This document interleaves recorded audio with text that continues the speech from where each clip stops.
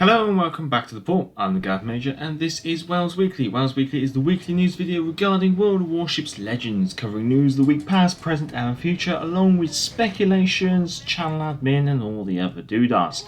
So first of all, let's get the Halloween out of the way. Obviously, this will be going into the last week of the Light in the Dark event. Now remember, next week, it's not a full week of it ends on November the 4th, which is the Thursday. So if you are expecting to get as much as you need to out of it, just bear in mind that next week, rather than it being the full 7 days, it's only going to be 4 days of the event continuing before it closes off towards the end of the Thursday, I think, and then it will well, that would be Friday, Saturday, Sunday without it, I guess you could say.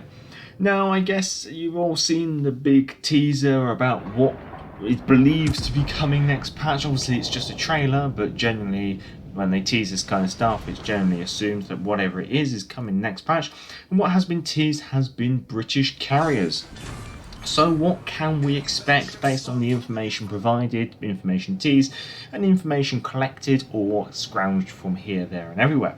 Well, British carriers wise, we can expect the Hermes at tier 3, we can expect the Furious at tier 5, and the Implacable, which is teased within the actual video, at tier 7. Regarding the aircraft, we can expect to see Fairy Swordfish on the tier 3 and the tier 5 carrier, being upgradable to Fairy Barracudas on the tier 5 and Fairy Barracudas on the tier 7. The Barracudas are also teased within that video.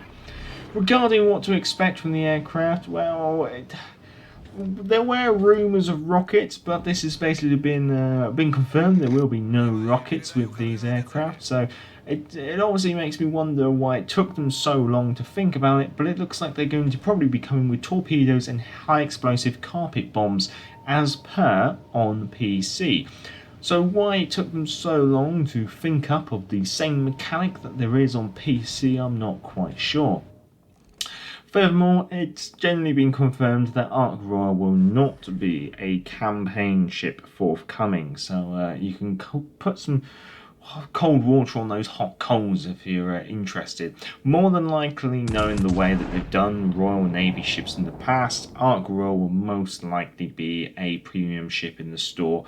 The reason being is Royal Navy ships generally they come to the store more often than come in campaigns. I mean, if you want to look at the British, the only ship we've ever had in the campaign has been the Belfast, whereas every other premium ship is available in the store, and I think the British actually have the largest amount of ships available within the store compared to any other nation. Obviously, they have had the least amount of campaign ships. So what else can we kind of expect from next patch? Well, it has been alluded to that we can expect 3 more updates this year. So more than likely, they might do what they did last year. Last year, we had 2 campaigns over the period of early November to late December. These were the Yasin Butai Leader campaign, in which we were able to have the Zuma as the end reward, and that was a 4-week campaign. And then there was the 2-week Tokyo Express campaign, in which Tanaka as a commander was the end reward. So potentially we could be looking at a 2-week followed by a 4-week, or a 4-week followed by a 2-week, or maybe 2-3 weeks. What rewards and stuff would be at the end of each one is obviously all a bit up in the air. You know that I have my fingers crossed and hoping for HMS Renowned, but there's no real guarantee of that either.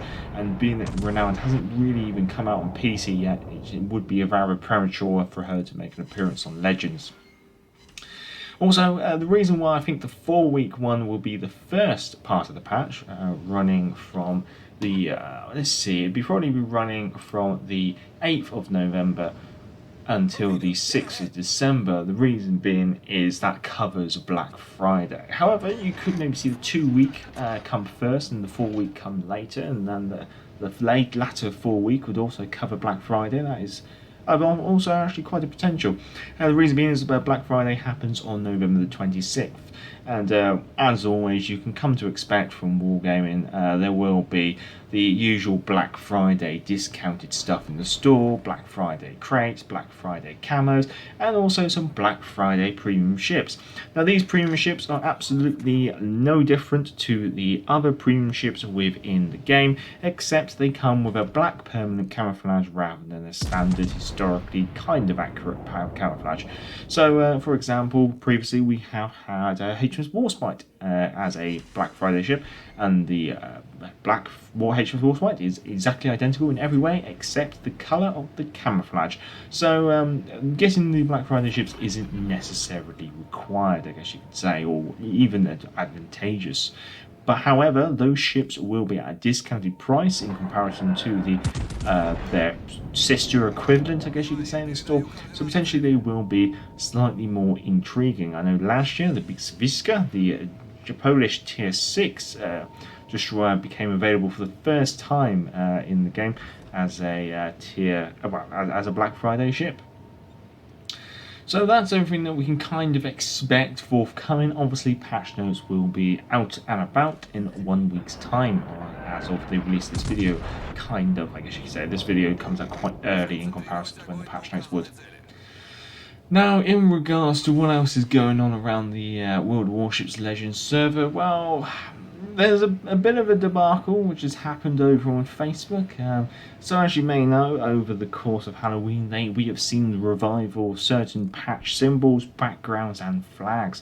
Most of these have been events and things like that, things like American Independence Day, St. Patrick's Day, and other things like the Oleg flag. But interestingly, they put something up which, although was kind of linked to an event, was also linked to a player's input, and that was the duck flag.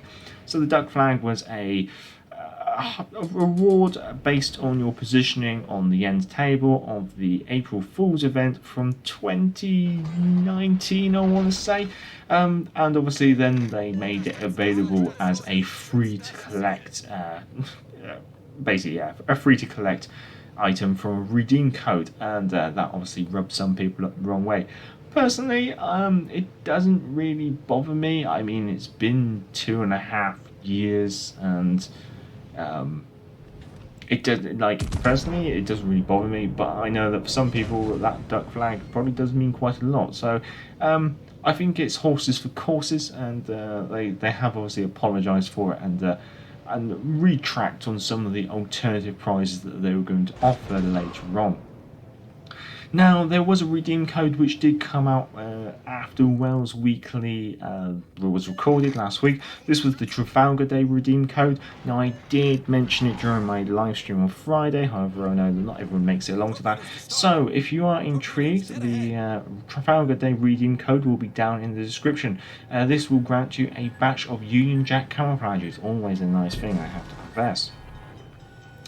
Well, moving on to Room 40 and some intelligence that has been collected.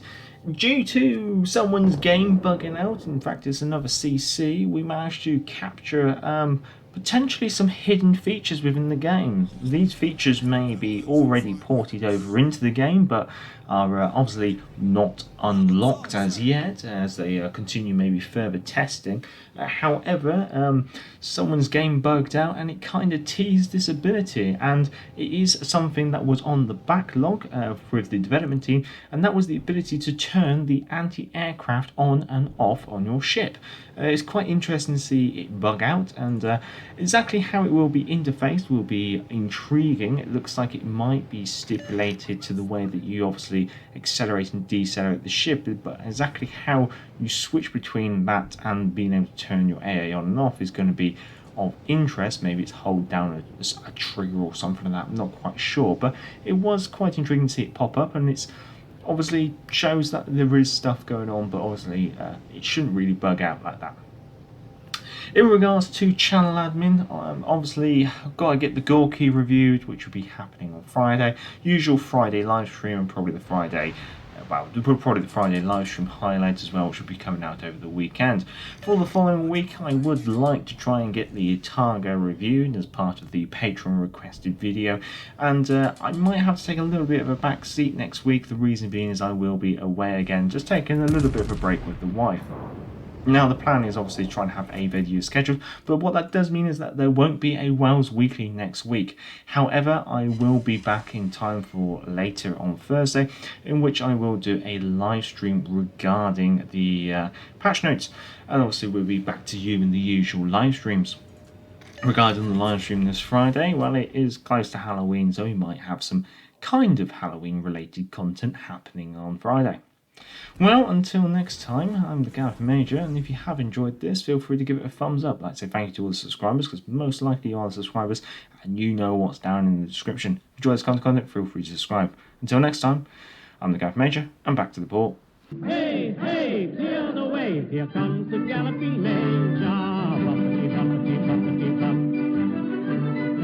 Get out of the way there, you fellows, unless you want me to run you down. Yes, this is the life.